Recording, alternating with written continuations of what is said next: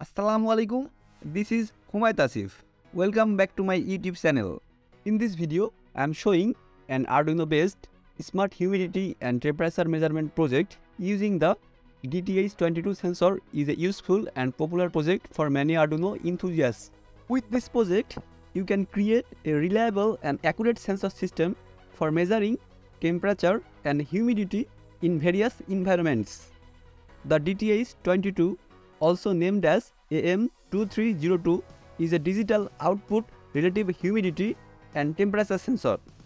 It uses a capacitive humidity sensor and a thermistor to measure the surrounding air and sends a digital signal on the data pin.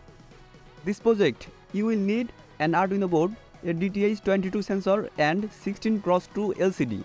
The DHT11 sensor measures both temperature and humidity and sends the data to the Arduino board, which then processes the data and displays the reading on an LCD screen or a computer screen. This project is useful for monitoring the temperature and humidity in various environments such as indoor spaces, greenhouses, and storage areas. It's also a great way to practice your Arduino skill and learn more about sensor technology.